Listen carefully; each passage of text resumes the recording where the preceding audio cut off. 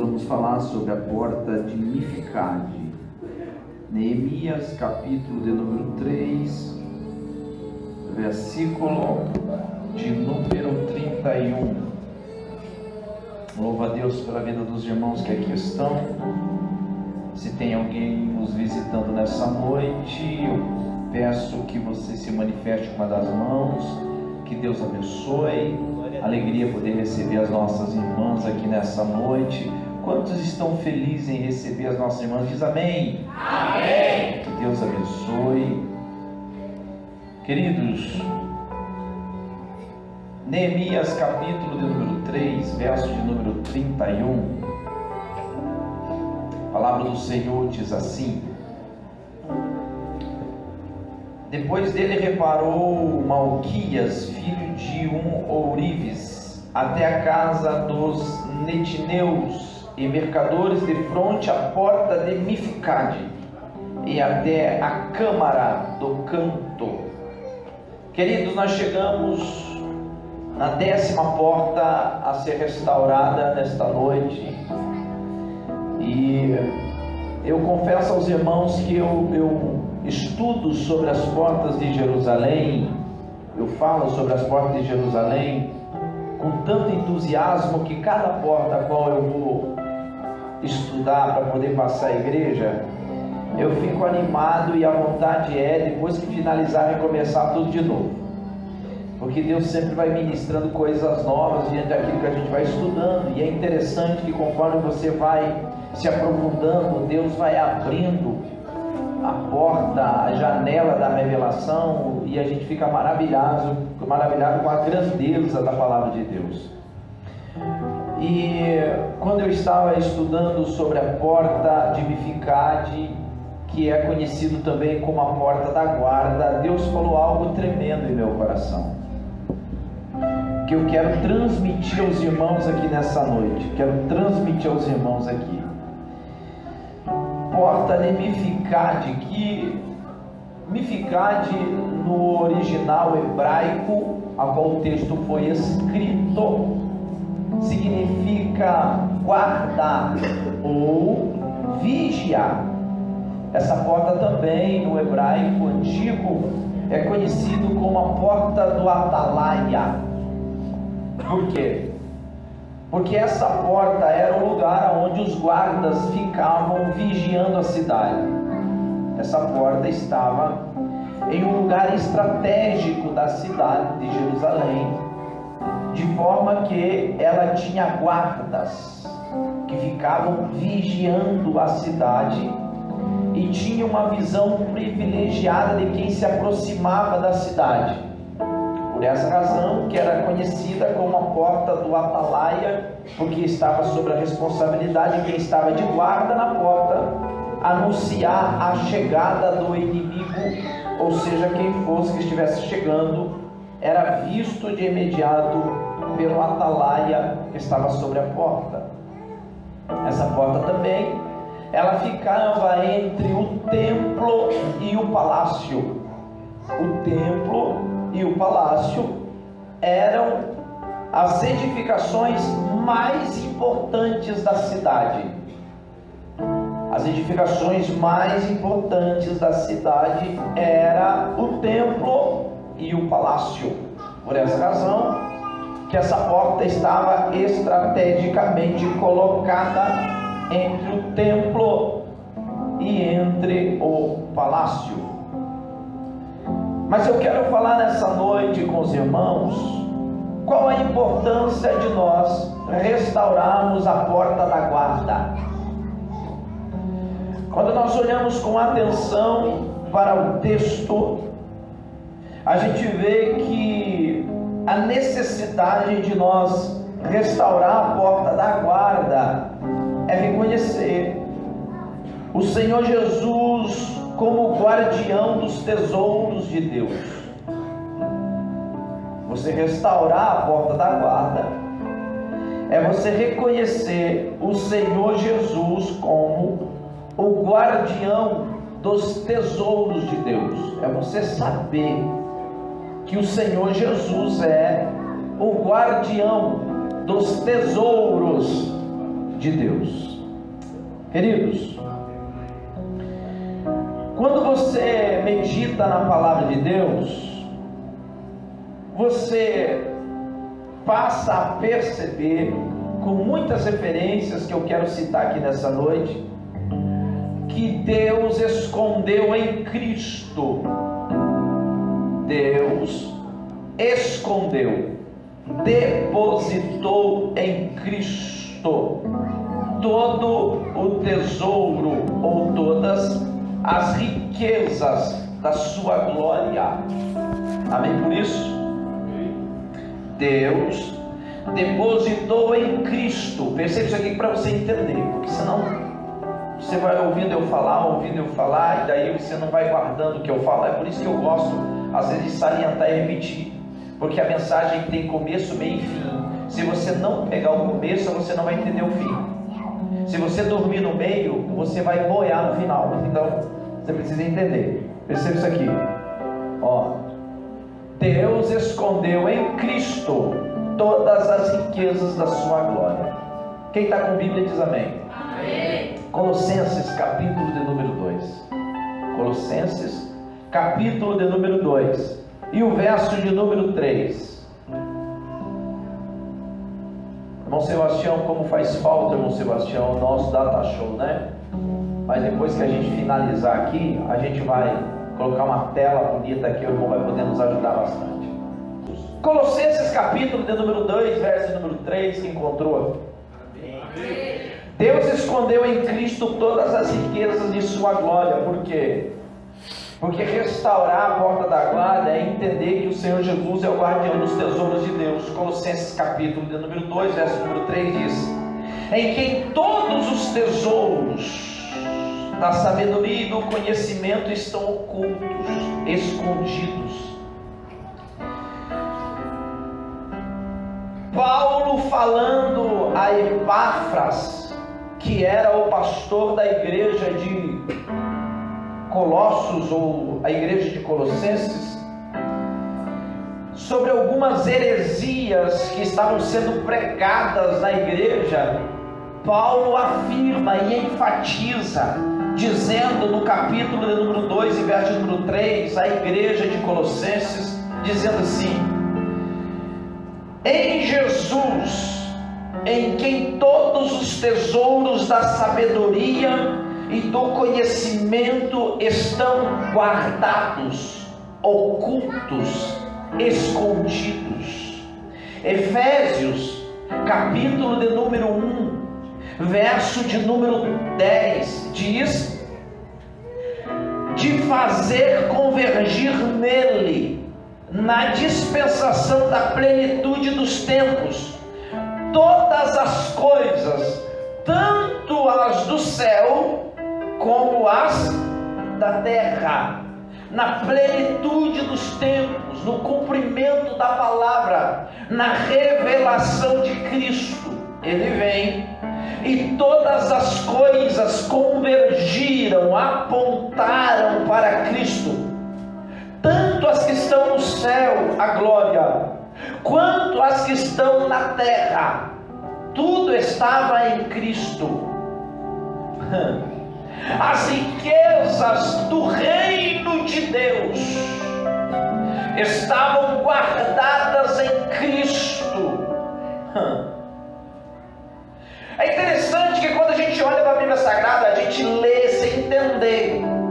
E é por essa razão que eu fico preocupado com a falta de conhecimento da igreja nos dias de hoje. Eu fico preocupado. Louvo a Deus pela vida dos irmãos que amam a escola bíblica dominical, o culto de ensino.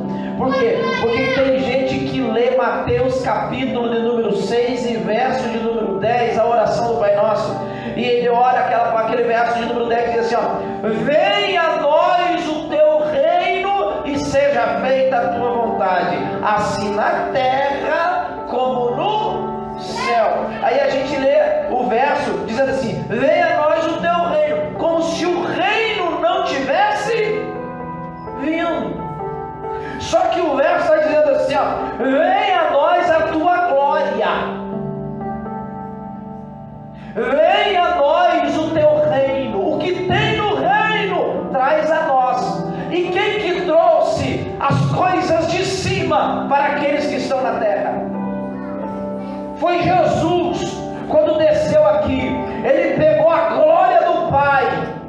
e foi revelada em Cristo até nós. É por isso que o Mateus, na oração do Pai Nosso, ele diz assim: ó, venha a nós o teu reino. Já veio, já foi revelado, já está entre nós. Por essa razão estamos aqui. Deixa eu ir um pouquinho mais fundo. Apocalipse, capítulo de número 22, verso de número 12. Ele diz assim, ó: e eis que venho sem demora. Agora aqui fica uma delícia. Eis que venho sem demora, vírgula, e comigo está o galardão que tenho para retribuir a cada um segundo as suas obras. O galardão está com quem? Está com ele. Isaías, capítulo de número 22 e verso de número 22, diz assim, ó: porém sobre o seu ombro a chave da casa de Davi. Isaías, o maior profeta messiânico, que é 750 anos antes de Jesus nascer, ele falou sobre a vida do Messias com muitos detalhes. Com muitos detalhes. Aí ele fala de Jesus, dizendo assim, ó: porém, o pai falando do filho, porém sobre o seu ombro a chave da casa de Davi. Ele abrirá e ninguém fechará, e fechará e ninguém abrirá. Salmos de número 27, verso de número 4. Ele diz assim, ó: uma coisa peço ao Senhor e a buscarei, que eu possa morar na casa do Senhor todos os dias da minha vida. Por que eu quero morar lá? Por que o salmista ansiava morar lá? Por quê? Para contemplar a beleza do Senhor e meditar no seu nome. Só vê o poder da glória, o manifestar da glória, quem se aproxima dele. Porque a glória está nele. E é interessante que Isaías diz: e vou dar a ele, Deus dizendo a respeito do seu filho, a chave da casa de Davi. Ou seja,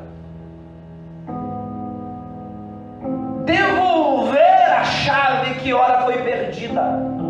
Por quê? Deixa eu explicar isso aqui. Quando você olha em Isaías, capítulo de número 22, do 15 ao 25, você vê a história de Sebna e Ilquias. Sebna, ele tinha o governo da casa de Deus, mas os seus anseios, o orgulho, o amor pelo dinheiro, fez com que ele trouxesse culto estranho para dentro do templo. Deus então toma o governo, a autoridade de Sebna, e dá a Ilquias. E Ilquias então retoma o que é sagrado, retoma o culto no templo, na casa de Deus. Sebna aqui, nessa alusão da chave, representa Adão. Por que, pastor, representa Adão? Porque quando você vê no Gênesis capítulo de número 2, verso de número 15, diz assim: tomou pois o Senhor Deus ao homem e o colocou no jardim do Éden para o cultivar e para o guardar. Isso fala de governo, isso fala de chave, isso fala de domínio. E Adão então pega a chave, e por causa do pecado, ele entrega a chave a Satanás, de forma que ele é expulso do jardim. E é tão verdade que Jesus, quando vai ser tentado, no deserto, o diabo chega e começa a oferecer algumas coisas a Jesus. E em Lucas capítulo de número 4, no verso de número 6, o diabo diz: dar-te-ei toda esta autoridade e a glória destes reinos. Agora perceba isso aqui: porque ela me foi entregue, e eu a dou a quem eu quiser. Ou seja, alguém entregou para Satanás o domínio, a chave. Chega então Ilquias, que aqui simboliza Cristo, para fazer o quê? Por que Cristo foi revelado? Por que Cristo veio à terra? Por que Cristo foi crucificado? Porque nós estávamos debaixo da opressão do pecado e da lei, uma dívida sobre nós que nós não poderíamos pagar. Estávamos condenados no pecado, debaixo do jugo da lei, perdidos em ofensas, porque o diabo tinha poder sobre a nossa vida. Vem Cristo para tomar posse, para tomar a chave. Apocalipse capítulo de número 5, verso de número 7 diz: veio, pois, no verso de número 7 do Apocalipse, João vê um livro na mão de um que estava sobre o trono, e os anciãos gritavam: quem é digno de abrir o livro e desatar os seus 7 selos? E não havia no céu e nem na terra alguém digno de abrir o livro e desatar os seus 7 selos. E o texto diz que João chorava muito, até que então alguém bradou: eis que vem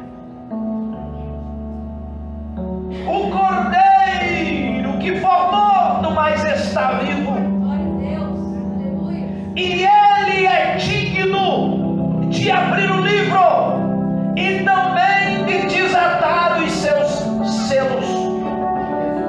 E o verso de número 7, ou melhor,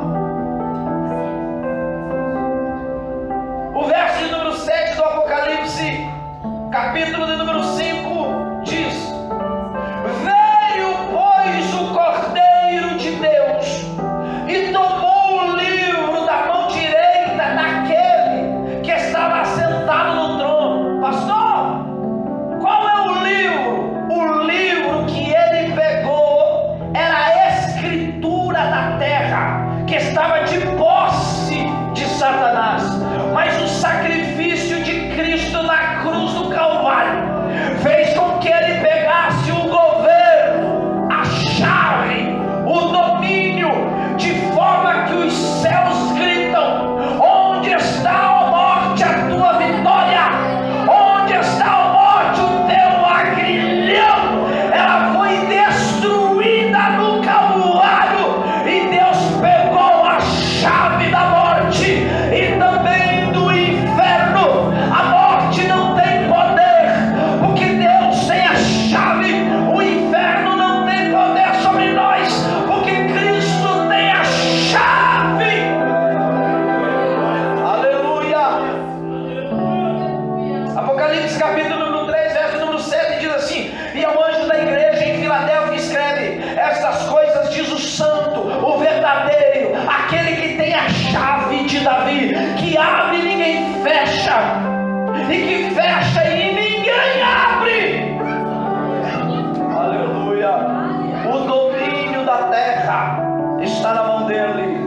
Ele tem poder de abrir, ele tem poder de fechar, ele tem poder de dar vida, ele tem poder de matar, Ele tem poder de levantar, Ele tem poder de abater. Ninguém toca na igreja porque Ele tem domínio e controle. Ninguém toca na tua vida porque Ele tem domínio e controle. Ninguém toca na tua casa porque Ele tem domínio e controle. Ele tem a chave, Ele tem o controle, Ele tem o domínio. Quem crê nessa palavra nessa noite? O nosso Jesus tem o controle sobre a nossa vida. Aleluia. Quem quer ter acesso às riquezas de Deus não tem como acessar sem se aproximar de Cristo. Não tem. Segundo ponto que eu quero aqui meditar com os irmãos é entender que a porta da guarda, restaurar a porta da guarda, edificar a porta da guarda, é entender e ver a revelação, entender e saber que a igreja é a guardiã das coisas espirituais de Deus na terra. A igreja é a guardiã das coisas espirituais de Deus aqui na terra. A igreja hoje, e a gente vai entender a luz da Bíblia, está sobre posse da chave do reino de Deus, e isso é maravilhoso. Restaurar essa porta é saber que a igreja, ela é a agência de Deus nessa terra. Mateus, capítulo de número 16. Jesus, ouvindo a conversa dos fariseus, ele chega para os seus discípulos e pergunta a eles, depois de um longo debate com os fariseus e os seus discípulos, ele pergunta: quem vocês acham que eu sou? Sou de Elias, Jeremias, João Batista? Quem vocês acham que eu sou?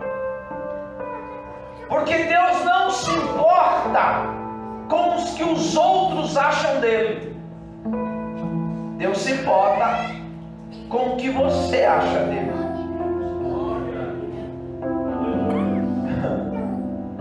No verso de número 18 do capítulo de número 16, depois de Pedro se pronunciar dizendo: não, tu és o Cristo, o Filho do Deus vivo, Jesus diz a ele: também eu te digo que tu és Pedro, e sobre esta pedra edificarei a minha igreja, e as portas do inferno não prevalecerão contra ela. Aleluia. Verso de número 19,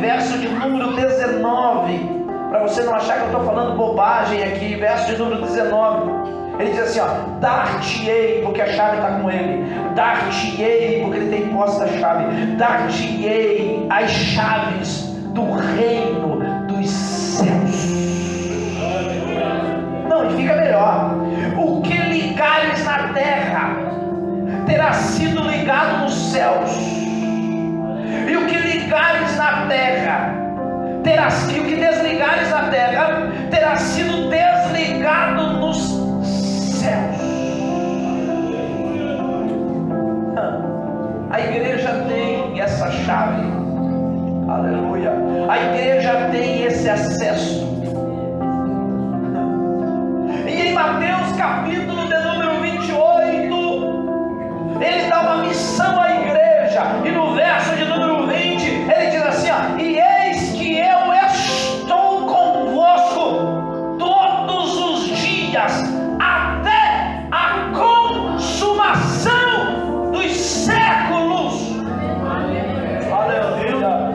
É todos os dias ele está conosco. É interessante que a igreja tem a chave do tesouro de Deus. Ela é portadora dos tesouros de Deus.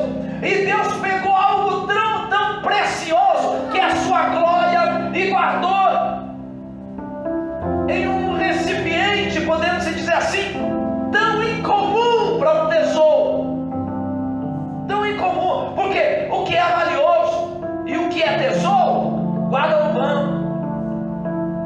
guarda no cofre. Ninguém chega na sua casa e vê um tesouro em cima da mesa, em cima do armário. Não.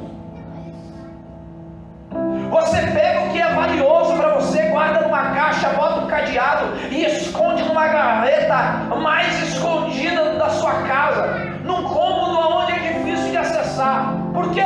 Porque você não quer que o ladrão roube. Agora, olha o que Deus faz. Isso é maravilhoso. Deus pega o tesouro da sua glória e esconde algo tão incomum. Porque em 1 Coríntios, capítulo número 4, faz menção de que nós somos o quê? Vasos de barro. E o que é o vaso de barro? E quando fala aqui, tu és vaso de barro, em 1 Coríntios e também em Apocalipse capítulo número 3, quando ele faz menção da igreja de Filadélfia,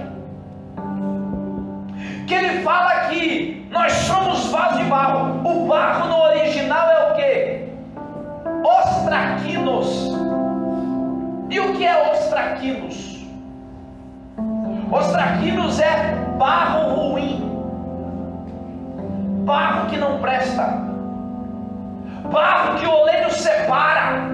Quando ele vai fazer o seu vaso, ele pega aquele barro, esse barro que está escrito em 1 Coríntios que nós somos feitos, ele pega esse barro para descartar.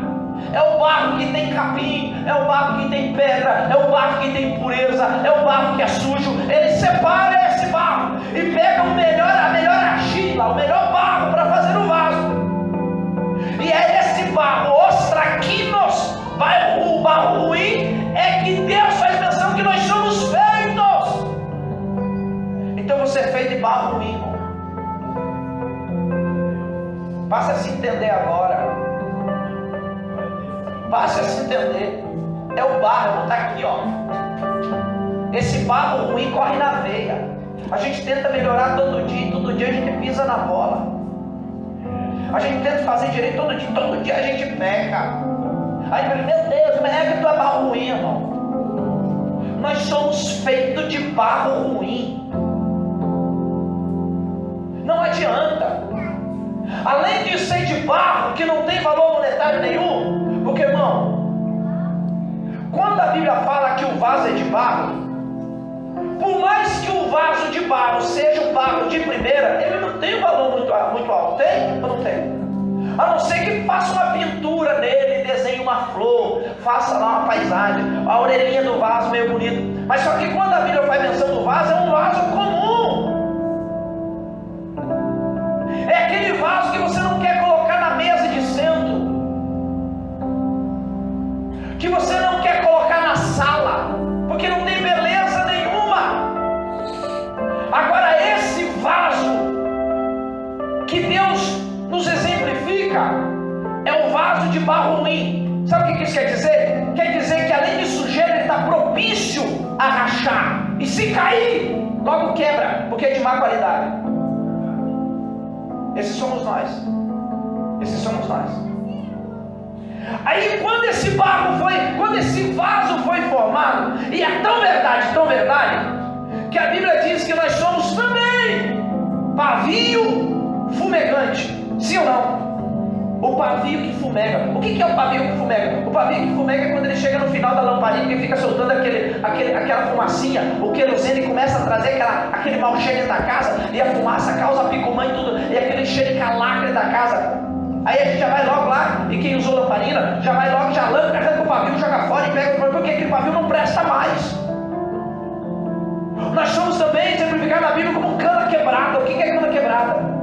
Era um jugo que dava no rio Nilo, as margens do rio Nilo, muito usado na construção naquela época. Então ele separava as melhores canas para fazer a construção, mas só que ela rachava muitas vezes. Ela era também usada para fazer instrumento musical, só que era tudo muito delicado, qualquer procedimento ela quebrava. E tanto na construção quanto para fazer instrumentos, se ela rachasse não prestava, jogava-se de um lado para descarte, ou ia para o lixo ou ia para o fogo. E a Bíblia falou assim: vocês são pavio fumegante. E vocês são cana quebrada. Na visão humana não presta mais para nada. E vocês são vasos de barro. Do barro ruim. Daquele que eu levo e quer trabalhar. Que ninguém quer levar para casa. Porque é só olhar para ele e tá rachando. Se cair qualquer dia já está quebrando. E é cheio de pureza. Esses somos nós. Quem para dar glória a Deus por isso? Ele está dando glória a Deus porque ele, né? Mas é de trancar o glória, né, irmão? Quando a gente se descobre quem a gente é à luz da Bíblia, né? E a gente se acha ainda, quer chegar, se não é porque eu sou, eu tenho, eu posso, eu consigo, eu tenho intimidade. Barro ruim, os traquinos, cheio de impureza, e quer ser alguma coisa. Agora para a gente dar glória, então a gente entendeu que a gente é vaso de barro ruim, amém?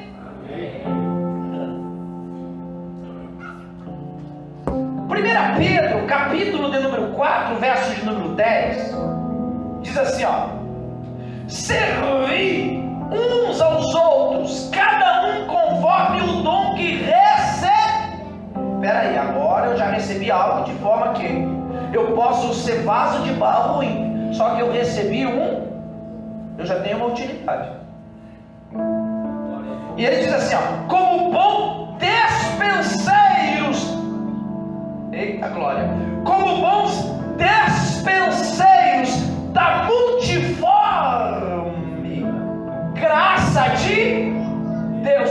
O que é dispenseiro? Dispenseiro é aquele que armazena. Dispenseiro é aquele que tem dentro de si, mas sabe que não é dele. Dispenseiro é aquele que trabalha na dispensa, alimentando quem chega para buscar o alimento necessário para a sua vida. Ele tem, mas sabe que não é dele.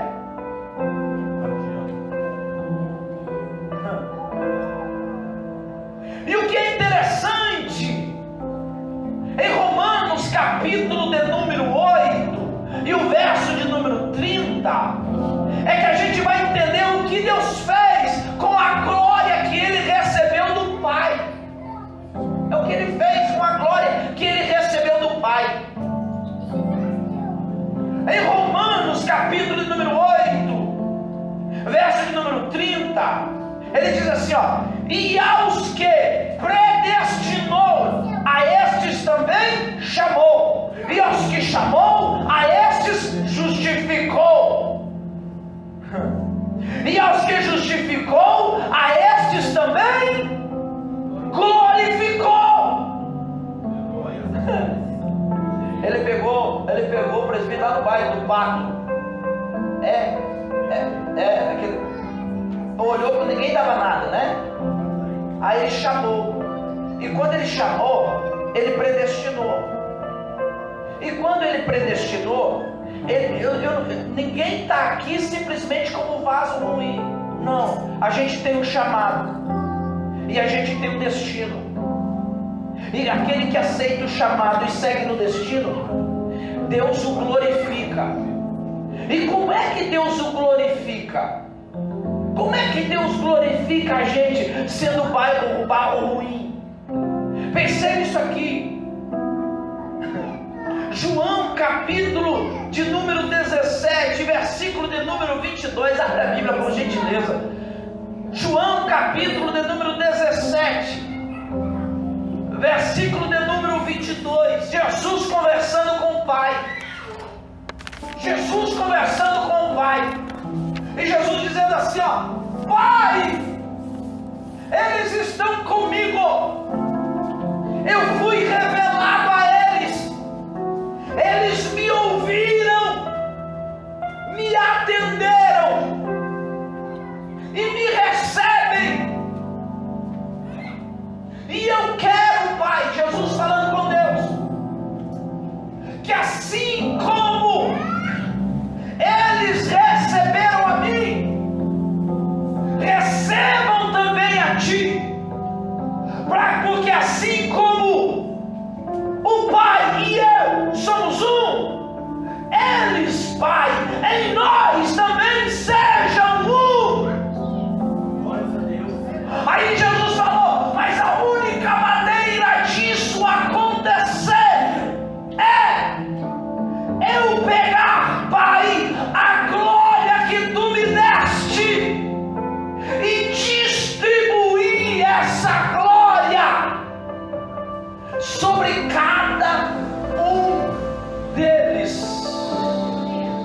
Aleluia. João 17:22 diz assim, ó, eu lhes tenho transmitido a glória, aleluia, que me tens dado, para que sejam um, como nós o somos. Não entendeu nada? Eu vou te explicar. Jesus pega a glória do Pai, que foi revelada a nós. Aí Jesus, quando foi morto, ressuscitado, ele tem a conversa com o Pai, dizendo: Pai, sabe aquela glória que o Senhor depositou em mim? Deus falou: sei. Então, Pai, eu vou dar a eles. Só que, irmão, perceba isso aqui é uma palavra de atenção para nós. Deus não pegou a glória dele e depositou só no pastor da igreja. Deus não pegou a glória dele e depositou só no missionário, na missionária. Deus não pegou a glória dele e deu só para uma classe de pessoas. Não.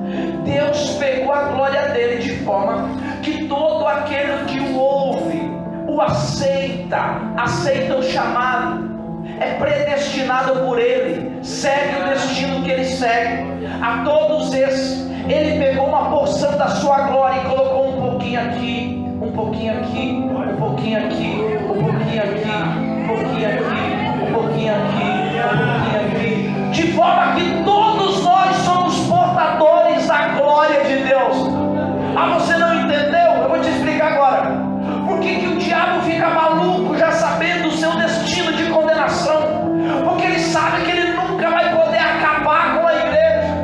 Porque o diabo vai contra você não pela sua beleza. Ei, olha para mim. Tem gente que fala: o diabo veio contra as minhas finanças. O diabo não está nem aí pro teu dinheiro, pro teu carro, pra tua casa, pra tua carinha de coitadinho, pela tua beleza, pela tua falta de beleza também. O diabo não está nem aí. O diabo não está nem aí para você.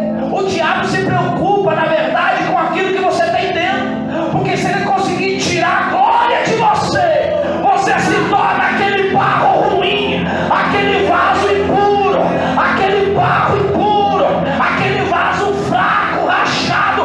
E por essa razão que se nós estamos aqui e somos especiais, é porque a glória dele está depositada dentro de cada um de nós.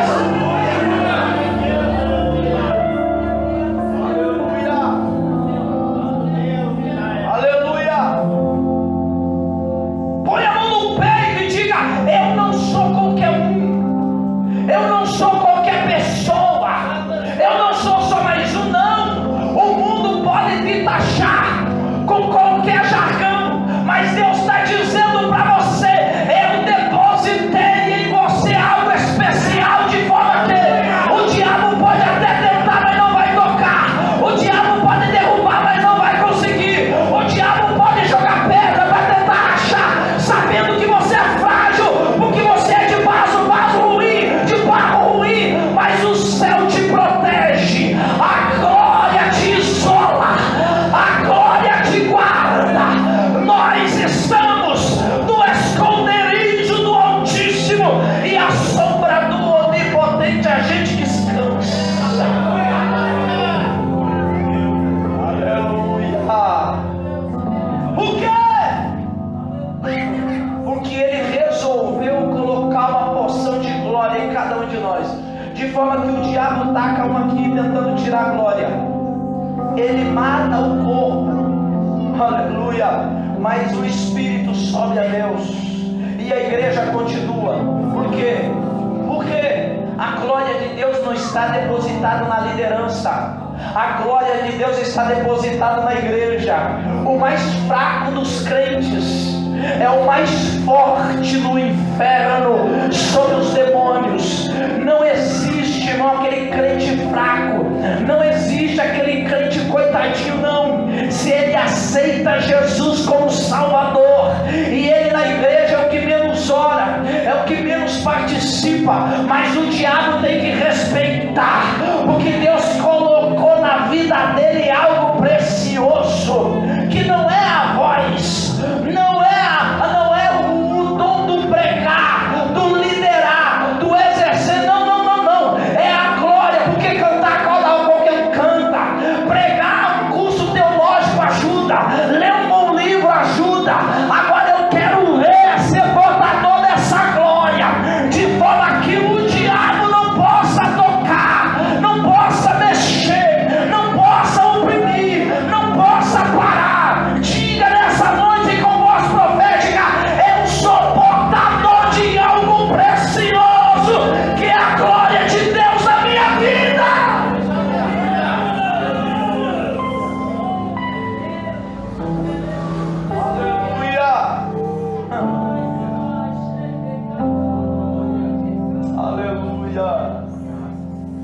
Efésios capítulo de número 3, eu quero fazer uma leitura extensa, e de versículo a versículo, para a gente poder entender isso aqui.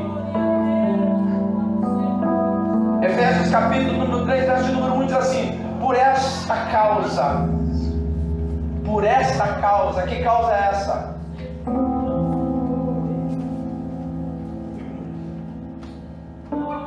Por aquilo que foi colocado em mim, por aquilo que carrego, pelo tesouro que tenho. Por essa causa, eu, Paulo, sou prisioneiro de Cristo Jesus, por amor de vós, gentios. Eu, Paulo, por essa causa. Ele fala assim, eu, Paulo. Por que ele fala assim, eu, Paulo? Ele poderia falar assim, eu, Paulo, o cara, aquele que Jesus apareceu para mim, aquele que não recebeu o título de apóstolo por Pedro, Tiago e João. Não, foi Jesus que colocou. Ele é separado, ele vai ser apóstolo. Ele poderia dar carteirada, poderia ou não poderia? Poderia, mas ele falou assim, não, eu, Paulo. O que ele quis dizer? Eu como cada um de vocês, eu que sou igual a todos vocês. Porque hoje é um negócio, não, eu sou o cara, eu sou o fulano e tal. Tem uns que a gente, se não chamar pelo título, fica bravo.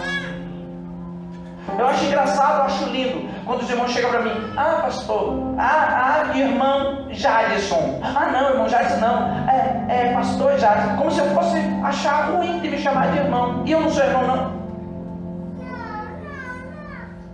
sou irmão com todos vocês, queridos, somos todos irmãos em Cristo. A gente tem que parar com essa palhaçada de ter que valorizar título. O respeito a gente adquire. Entendeu, Paulo? Vaso ruim, igual vocês. Sou prisioneiro de Cristo. Aí aqui já enrola. Por quê? Porque ele era prisioneiro de Roma, não de Cristo. Quem que prendeu ele? Foi o imperador romano. E por que ele fala assim? Eu sou prisioneiro de Cristo. Porque o mundo pensa que nos aprisiona. O imperador achou que estava limitando Paulo na prisão. Mas Paulo falou assim, o imperador está enganado. Na verdade, eu sou prisioneiro daquilo que carrego na minha alma. Irmão, eu tenho um ditado, sabe o que é? Escravo do dom. Você ser escravo do dom. Porque assim, irmão, eu me debruço em estudar, em buscar conhecimento. Eu me preparo tanto como se eu fosse pregar para 10 mil pessoas. Aí todo mundo olha para mim e fala assim, tu é doido. Fui pregar numa igreja essa semana passada e era um culto de transição. Era um culto que normalmente você traz uma palavra assim, porque o povo um pouco chora de alegria, o povo chora de tristeza. Nas transições de pastor é assim, né? Tem aqueles que choram de alegria, tem aqueles que choram de tristeza. E eu fui pregar. Meu pastor, pregue, meu filho. Meu pastor presidente falou, pregue. Eu falei, prego agora, pastor. Quantos minutos? 20 minutos. Preguei 15 minutos. Mas, meu irmão, eu preguei como se eu estivesse pregando o Gideões missionário das últimas horas. Preguei! Aí quando sentei, o povo falando para mim assim, nossa, que mensagem! Você prega sempre assim? Eu falei, o único jeito que eu sei. É como se a gente, ficasse assim, não, no culto de ensino eu vou pregar assim, no culto de domingo eu vou pregar assim, aí eu vou pregar na igreja tal, é assim, no evento tal. Não, meu irmão, do mesmo jeito que eu prego para 10, eu prego para 1000, e não estou nem aí. Não nem aí, é o que eu tenho em mim, eu preciso soltar.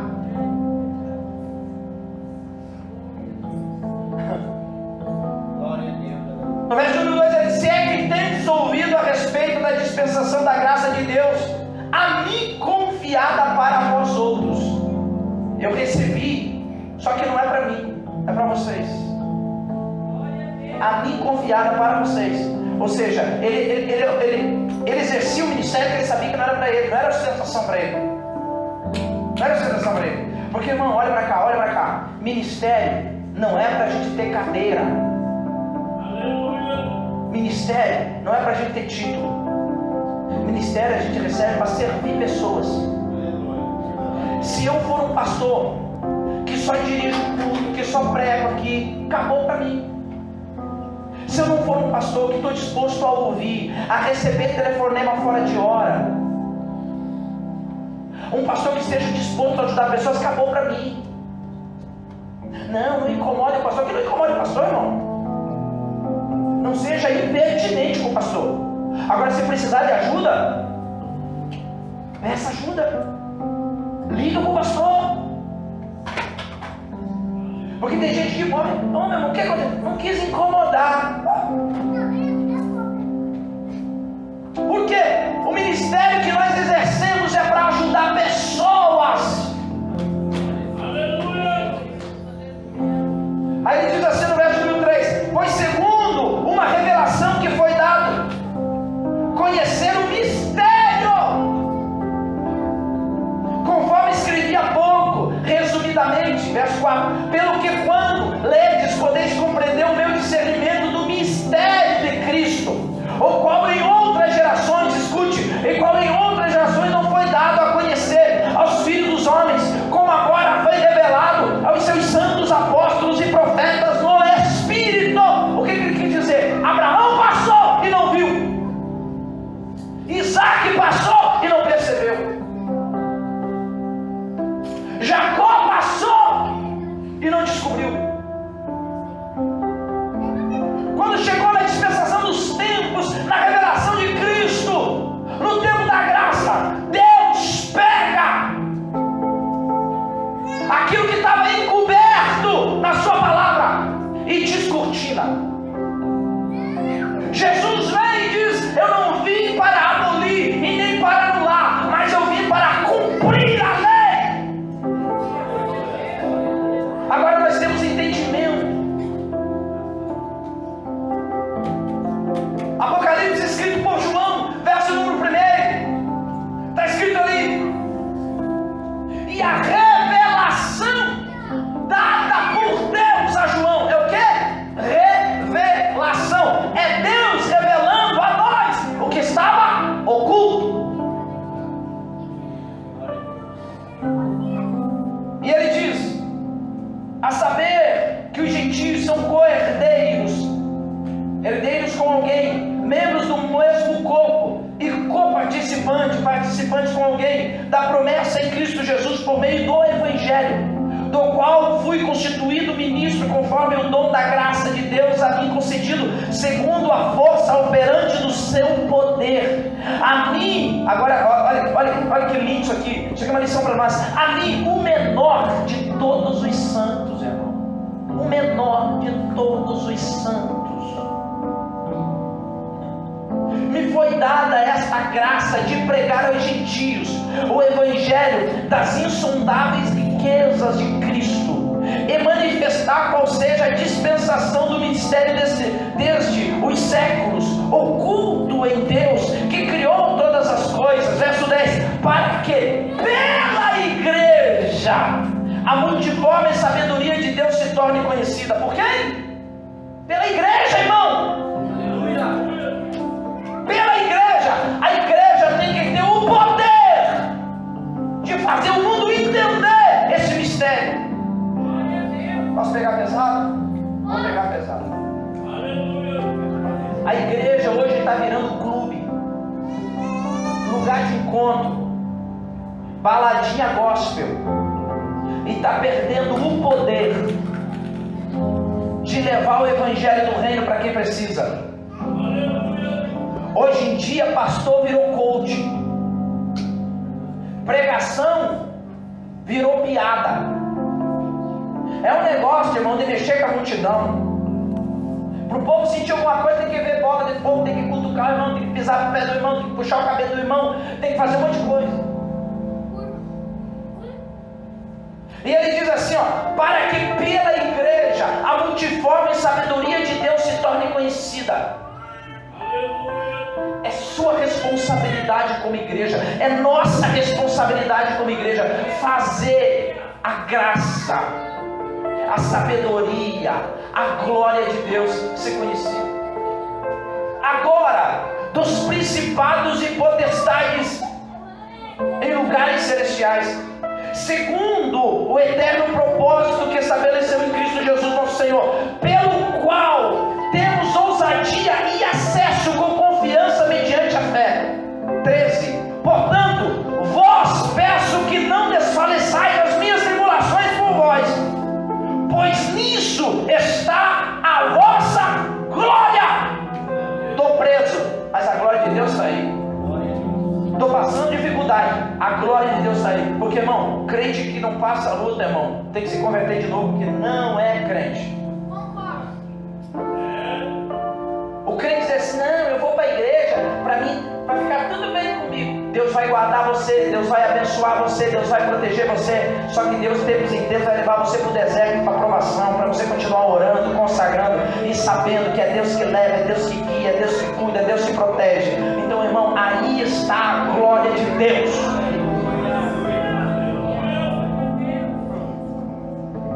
Três, para a gente caminhar para o final agora. Restaurar a porta da guarda nos revela que os salvos são os guardiões dos preceitos divinos. Os salvos são os guardiões dos preceitos divinos. Deus conta conosco como igreja para guardar os seus ensinamentos. Deus conta conosco como igreja para guardar os seus ensinamentos. Malaquias capítulo número 3, verso número 18 diz: então vereis outra vez a diferença entre o justo e o injusto. Por quê? Porque entre justo e injusto tem diferença, viu? E outra vez vereis a diferença, porque tem diferença em quem é e quem não é. E não precisa nem fazer força para descobrir quem é e quem não é. Mas agora tem que ter diferença. Igreja que anda aparelhada com o mundo, irmão, e não tem diferença alguma. Ei, gente que diz ser cristão, mas você não consegue identificar o que ele é. Não tem diferença, é igual. Malaquias está dizendo: e vereis outra vez a diferença entre o justo e o perverso, entre o que serve a Deus e o que não serve. Olhe para cá, irmão. A quem muito é dado, muito é cobrado.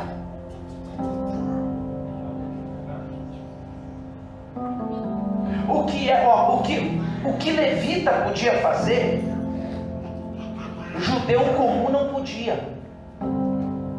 O que sacerdote podia fazer, levita não podia. E o que sumo sacerdote deveria fazer, sacerdote não podia. Ou seja, Deus atribui a cada um de nós as nossas responsabilidades. Então Deus vai tratar com você mediante aquilo que Ele lhe deu como responsabilidade. Saiba lidar com as suas responsabilidades dadas por Deus, porque Deus vai cobrar. E o que devemos guardar? O que é precioso a ponto de eu ter que restaurar a porta da guarda para haver proteção? Salmo de número 119, verso 11 diz: guardo no coração as tuas palavras para não pecar contra ti. Salmo 119 diz, Salmo 119, verso 112: induzo o coração a guardar os teus decretos para sempre, até o fim. Quais os cuidados devemos ter? Por que devemos estar vigilantes? Por quê? Ninguém, querido, será pego de surpresa. Nem você, nem sua casa. Por que, pastor? Porque hoje nós vamos restaurar a porta da guarda. Quando o inimigo vier de longe, a gente já vai estar sabendo da sua chegada e se preparar para ele não entrar na nossa casa, não tomar conta da nossa vida, não entrar na nossa família. Mateus capítulo de número 26, verso número 41 diz assim, vigiai e orai. Primeiro vigie, depois ore, porque tem gente que ora e não vigia. Vigiai primeiro e ore depois, porque tem gente que ora demais e vigia pouco.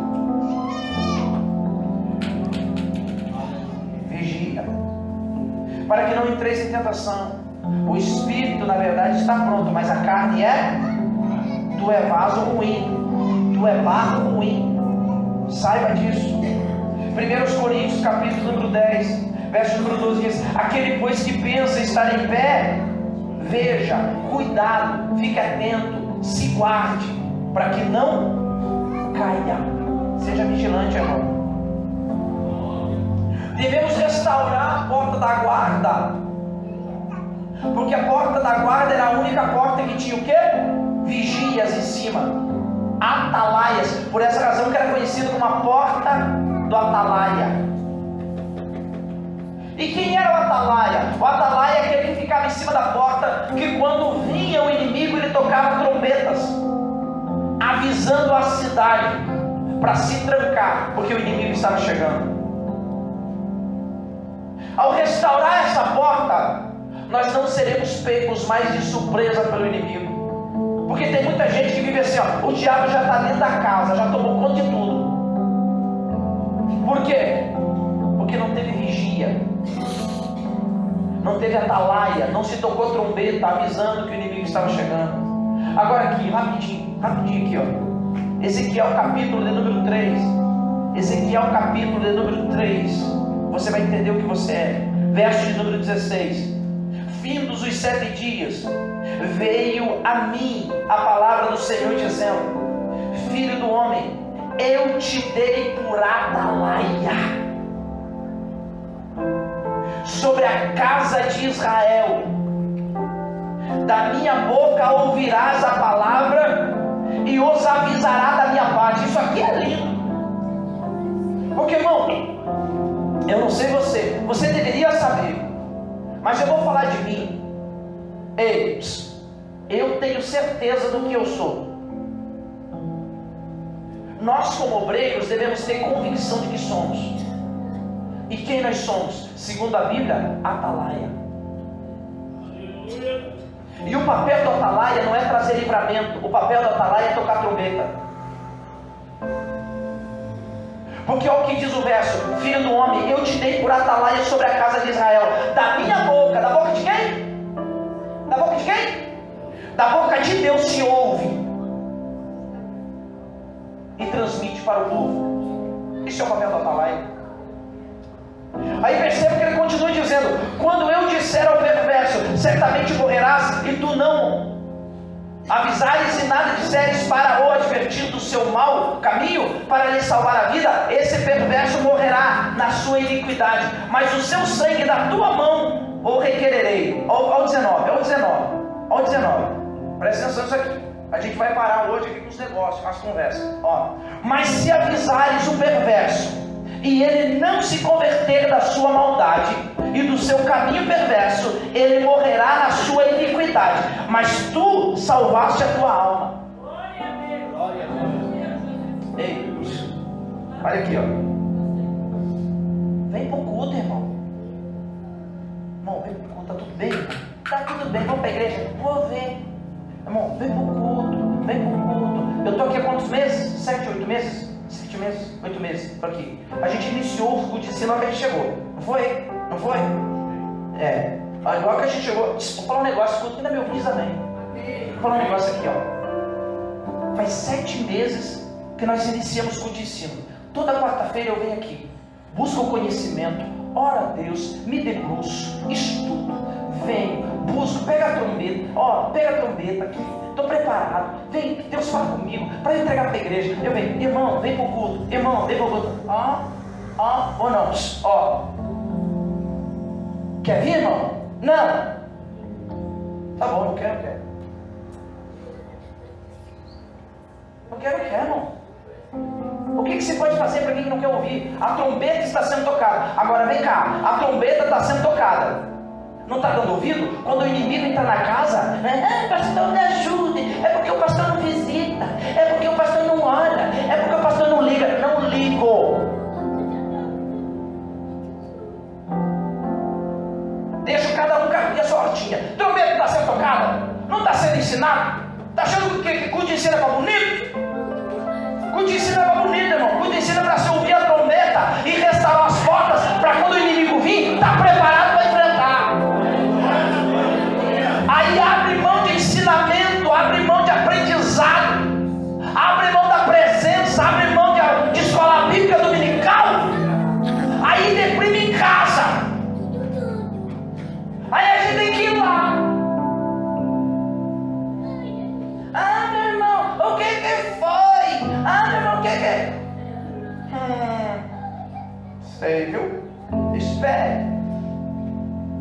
Trombeta, irmão, o nosso papel não é trazer livramento.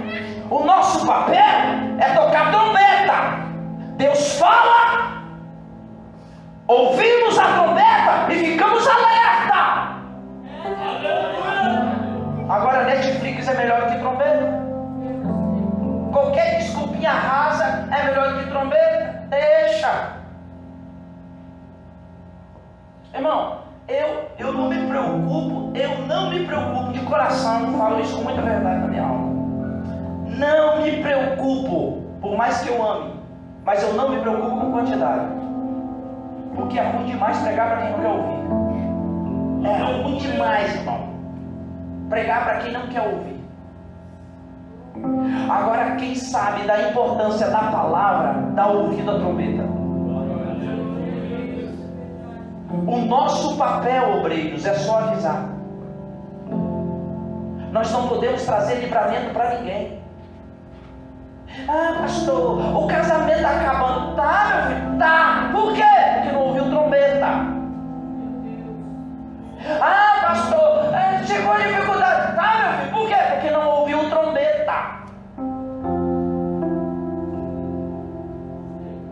Tem alguém aí? Fala para mim, fala assim, pastor, pare, pelo amor de Deus, termina o culto que já deu horário. Pode falar para mim. Continua, pastor. Restaurar a porta da guarda é saber que nós temos responsabilidade, irmão. Responsabilidade é avisar os outros do perigo.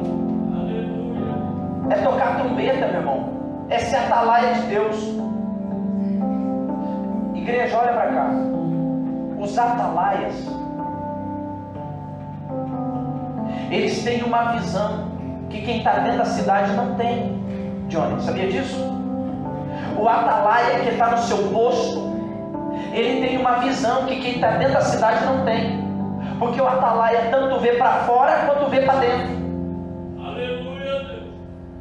E eu estou cansado, irmão, cansado de receber telefonema, de conversar com a pessoa. A pessoa fala assim, pastor, eu vou fazer. A gente fala assim, não faz, irmão. Irmão, não faz. Não vá por aí. Não toma essa decisão. Irmão, não faça. Não, eu vou fazer, porque é o melhor para mim. Irmão, vai também dar a carga que eu vou para a igreja. Irmão, não vá, querido. Não, eu vou, porque Deus falou. Eu não sei que Deus é esse que faz bagunça na igreja. Porque segundo a Bíblia, Deus fala com o anjo da igreja, que é o pastor. Não é não? Não é que Deus falou contigo, então tá bom, aí como que eu vou brigar? Tem como? Mas irmão, não vá, não tome tanta decisão. Por quê? Porque o atalaia que está em cima do muro tem uma visão mais ampla, tem que ir embaixo, irmão. E irmão, tem tanta gente que a gente olha e vê, meu Deus, e vai lá e toma a decisão e se arrebenta, porque não dá o ouvido ao atalaia, a trombeta. Ezequiel capítulo de número 33, verso número 6 diz assim: mas se o atalaia vir que vem a espada e não tocar a trombeta, e não for avisado o povo, se a espada vier e abater uma vida dentre eles, este for abatido na sua iniquidade, mas o seu sangue demandarei do atalaia. Se nós, atalaia, vê que uma pessoa está perecendo, vê que uma pessoa está perecendo por falta de palavra, de ser tocado a trombeta, e essa pessoa desviar, desanimar, morrer em pecado, quem que vai pagar por esse sangue? O atalaia. O atalaia.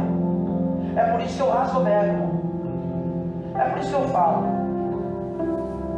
Com respaldo bíblico, eu sempre procuro explanar. Por quê? Porque eu não quero que o teu sangue esteja na minha mão.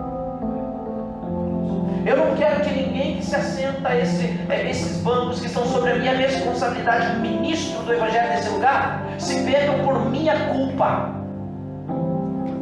E é por isso que eu falo, meu irmão, talvez no sábado ou no domingo eu não esteja na igreja por alguns compromissos, mas na quarta-feira tem trombeta tocando aqui, quem quiser ouvir, venha.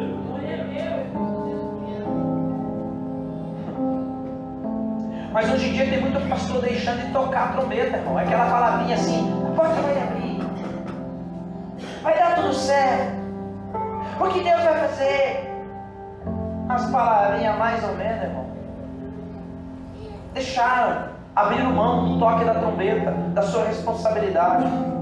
No verso de número 7 de Ezequiel 33 diz assim: a ti, pois, ó filho do homem, te constituí por atalaia sobre a casa de Israel. Tu, pois, ouvirás a palavra da minha boca e lhe darás aviso da minha parte. O meu papel não é obrigar. O nosso papel não é obrigar. O nosso papel é avisar. Vai dar ruim, irmão. Querido, a Bíblia não diz assim. Irmão, muda de vida. Peça perdão. Deixe de pecar, se converta, irmão, se constrange, chegue a Deus. Esse é o nosso papel. Não é obrigar, irmão. Não é obrigar.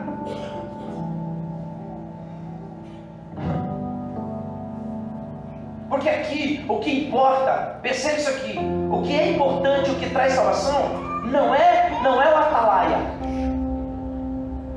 O que traz salvação, o atalaia é um instrumento, porque o que importa aqui é o som da trombeta, porque o som da trombeta é que traz a todos a atenção. Opa! Tem inimigo chegando, olha o som da trombeta, porque atalaia que não toca, ou atalaia sem trombeta, de que vale? E é por essa razão que o atalaia só tem valor quando tem trombeta.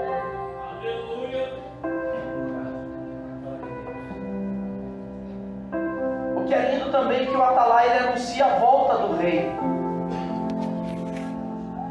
A volta do rei. Queridos, aqui lembrei. Como é que as muralhas de Jericó caíram? Como foi?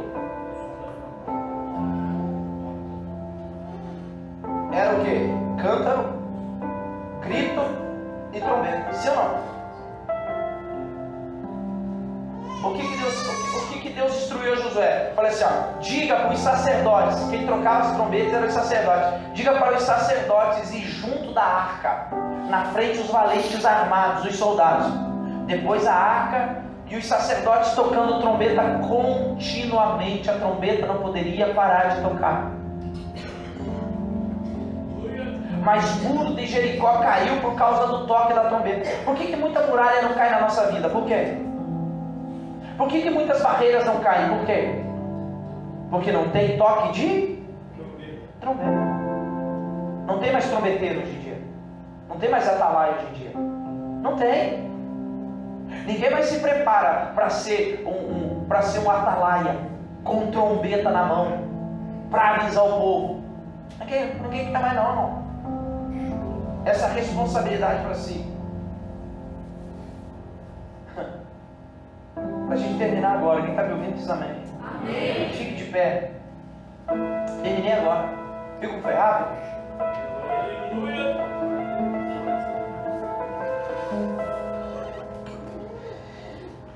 O toque da trombeta, ao som da trombeta, Jesus vai voltar.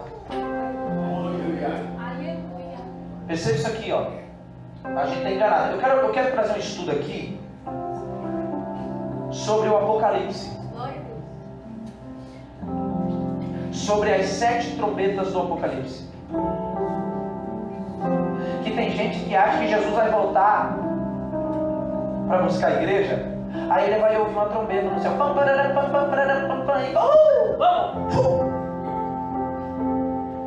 vai ouvir trombeta. Milésimos de segunda vez deve ouvir trombeta, irmão? Claro que não, irmão. Mas na Bíblia fala, é claro que na Bíblia fala. Vou te explicar agora. 1 Coríntios capítulo número 15, verso número 52. No momento, o que é no momento? Num abrir e fechar de olhos. Dá para ouvir trombeta? Nesse momento? Claro que não. Ao ressoar da última trombeta. Qual trombeta?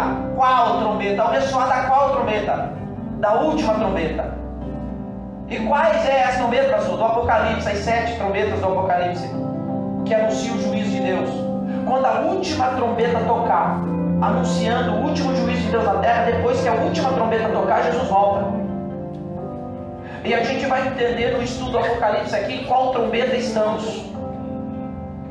Porque tanto os selos, quanto as taças e quanto as trombetas, isso não vai acontecer no futuro, já acontecendo faz tempo. Então tem muito selo que já se abriu, tem muita taça que já se derramou e tem muita trombeta que já tocou. E ao ressoar da última trombeta, Jesus volta. Não quer dizer que vai vir uma orquestra orquestra de anjos tocando trombeta. Tá, pastor, e que trombeta é essa? É a trombeta do aviso de Deus. É a palavra de Deus sendo pregada e ninguém dando ouvido. É a Bíblia nos ensinando o que é certo e o que é errado e a gente vivendo em prevaricações. É Deus pela palavra nos avisando e a gente não dando ouvidos. Ele diz assim: no momento de não abrir e fechar de olhos, ao ressoar da última trombeta, a trombeta soará, os mortos ressuscitarão incorruptíveis e nós seremos transformados. Quem está ouvindo a trombeta de Deus diz amém. Amém. É tempo da gente valorizar a palavra, irmão. É tempo da gente valorizar a palavra de Deus, o toque da trombeta, o aviso de Deus para nós. É tempo de nós restaurarmos a nossa porta da guarda, estar vigilante e saber que nós somos atalaias de Deus. Ninguém vai perecer. Deus tem levantado atalaias com trombetas na mão para avisar da chegada do inimigo. Aleluia. Palavra boa, né? Eu amo a palavra de Deus. Eu amo a palavra de Deus. Queria mais uma hora para pregar.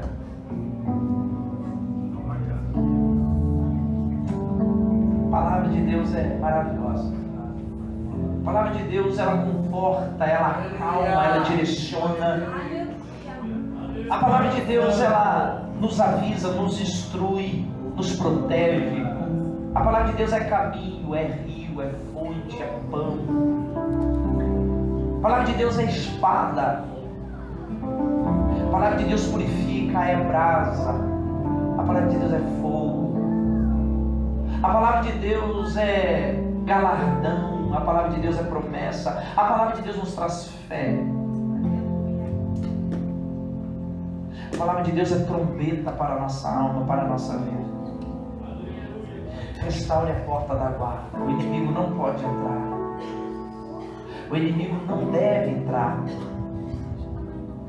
Valorize a palavra de Deus. Se aproxime da presença para você conhecer mais da glória. Saiba que você não é nada. E quando o mundo fala que você não é ninguém, ele tem razão. Só que você é especial para Deus. Você é precioso para Deus. Você é preciosa para Deus. E mesmo você reconhecendo quem você é nessa noite, se você reconhecer que não é ninguém, que não é nada, que não pode, que não consegue, você até tenta fazer do seu jeito, mas você vê que dá errado, não está conseguindo, porque você não tem força. Qualquer queda você se quebra. Você sabendo disso, eu quero que você abra o seu coração nesse momento para a glória de Deus inundar a tua alma, a tua vida, o teu ser, para que você possa ter paz na tua alma e prosseguir a sua caminhada seguindo a Cristo, predestinado por Ele, seguindo o destino dEle, o caminho dEle, sendo co-herdeiro, herdeiro com alguém da glória